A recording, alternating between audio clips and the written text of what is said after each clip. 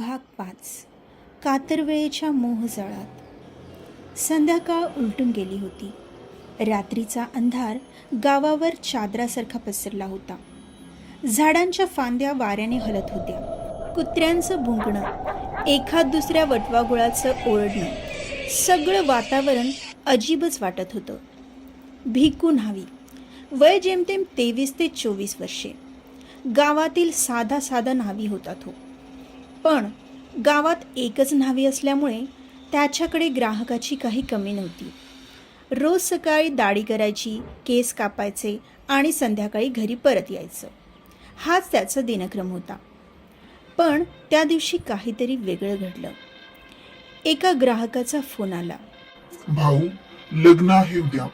केस आणि दाढी नीट करून टाका. अगदी आत्ताच मी येतो थोड्या वेळात. भिकू मनात म्हणाला, रात्रीचं काम नको, पण काय हरकत आहे, चल, तेवढे 4 पैसे मिळतील. गप्पा मारता मारता आणि काम करता करता त्याला वेळेचं भानच राहिलं नाही. त्याने त्या ग्राहकाला खूप खुश केलं. ह्यात त्याचा फार वेळ गेला. जेव्हा त्याला वाटलं की कदाचित उशीर झालाय, तर त्याने घड्याळात बघितलं तर 11 वाजले होते. श्या, एवढा उशीर झाला. तो स्वतःशीच पुटपुटला. त्याने पटापट आपल्या ग्राहकाचं काम संपवलं आणि आपलं सगळं सामान जागच्या जागी ठेवून दिलं. मग आपल्या दुकानाला कुलूप लावून बाहेर पडला. तो त्याच्या सायकलवर बसला आणि गावाकडे निघाला. पण ते गाव म्हणजे भुताटकीचं गाव.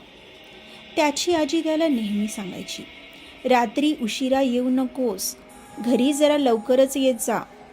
त्याच्या आजीचं वाक्य त्याच्या डोक्यात घुमू लागलं. ही वेळ वाईट असते भिक्या, घरी लवकर चल. तो मनातच म्हणाला. गावाच्या सीमेवर तो पोहोचला. पण त्याच्या लक्षात आलं की वातावरण काहीसं विचित्र आहे. संपूर्ण गाव शांत, ना कुठे दिवा ना कोणता आवाज. भिक्याला थोडी भीती वाटू लागली. पण तरीही हिम्मत करून तो सायकल चालवत होता. आणि तेवढ्यात एक बाई रस्त्यावर उभी होती. लाल साडी, केस मोकळे, चेहऱ्यावर एक विचित्र हास्य.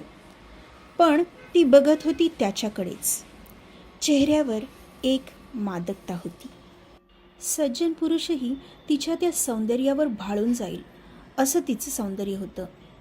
अरे, कोण ही एवढ्या रात्री इथे कशी? भिकू मनात विचार करू लागला. अहो, थांबा ना थोडं, तुमच्याशी थोडं बोलायचं होतं, ती म्हणाली. आवाज अतिशय गोड, पण त्यात काहीतरी अनोळखी थंडपणा होता.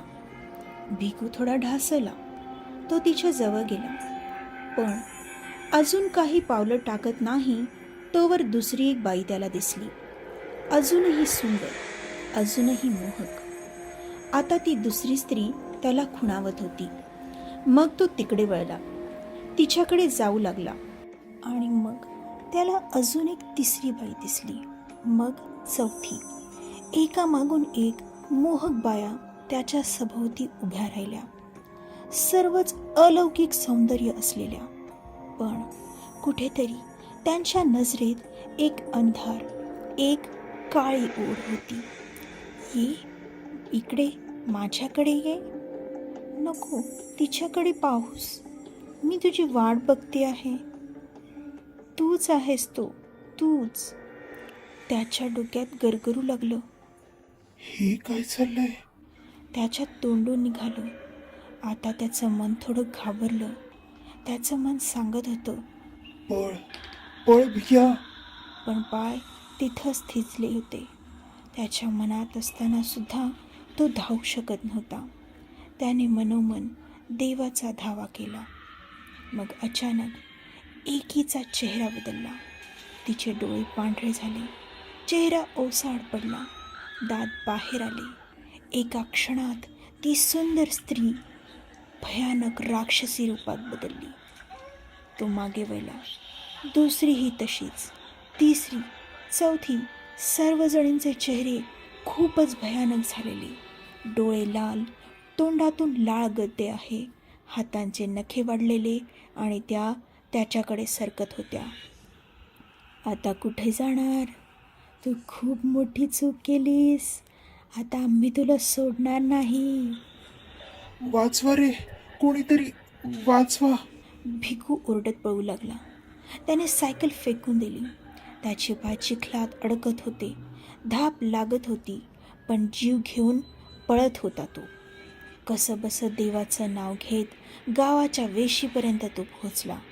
त्याने मागे वळून पाहिलं आणि त्याचं काळीजच गारठून निघलं. त्या बायका आता हवेत तरंगत होत्या.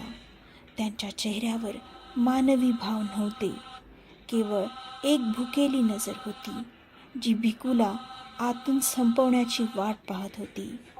तू चरित्रहीन आहेस, म्हणून तू आमच्याकडे आकर्षित झालास, आमच्या सौंदर्यात अडकलास आणि म्हणूनच आमची निवड तूच आहेस.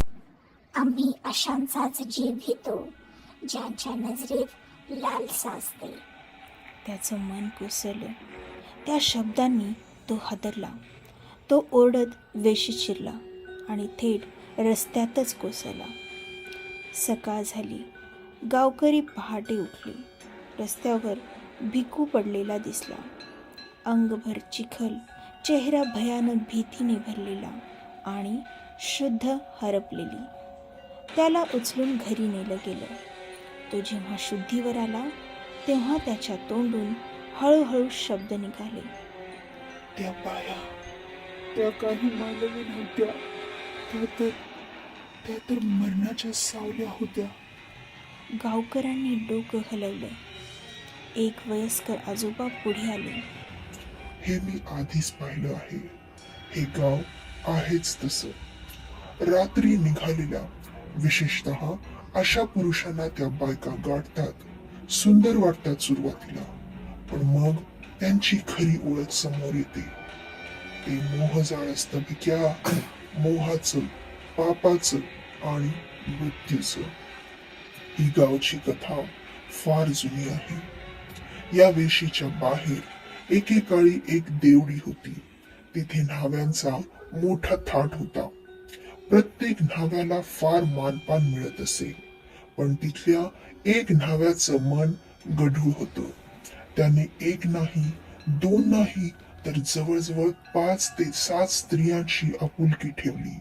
त्यांना आपल्या खोट्या प्रेमाच्या जाळ्यात ओढलं आणि त्या सर्व स्त्रियांशी नातं ठेवलं. त्यांचं आयुष्य उद्ध्वस्त केलं. त्या स्त्रियांना जेव्हा कळालं की तो त्यांच्या मनाशीच नाही तर देहाशी खेळतोय, पण खूप उशीर झाला होता. त्यातील 1-2 स्त्रिया गरोदरही होत्या. त्यांना गावात तोंड दाखवायला जागाच उरली नाही.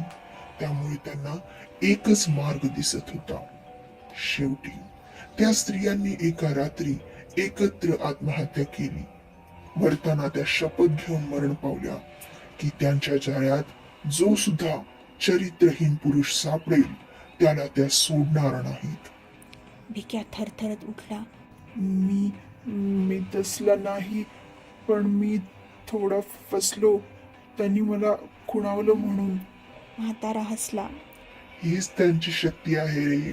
मोह. जो मोहात पडेल तो त्यांचा होतो.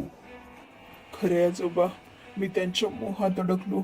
खरंच पापच घडलं माझ्या हातून.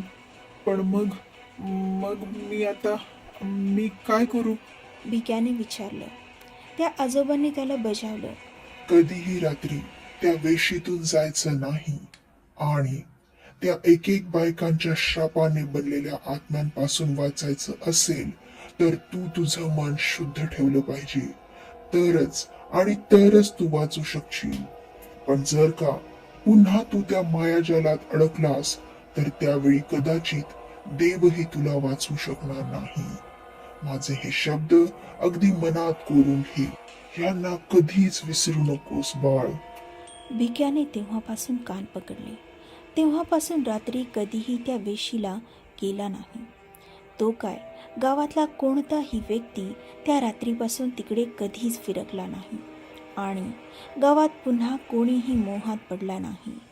पण काही लोक म्हणतात रात्रीच्या काळोख्या झाडीतून एखादा पुरुष दिसतो जो अजूनही कदाचित मोहात आहे आणि अजूनही शोधतोय कोणीतरी सुंदर मादक स्त्री. आणि त्या सर्व बायका अजूनही सभ्य पुरुषाच्या शोधात आहेत, कारण त्या सभ्य पुरुषामुळेच कदाचित त्या सर्व बायकांना मुक्ती मिळेल.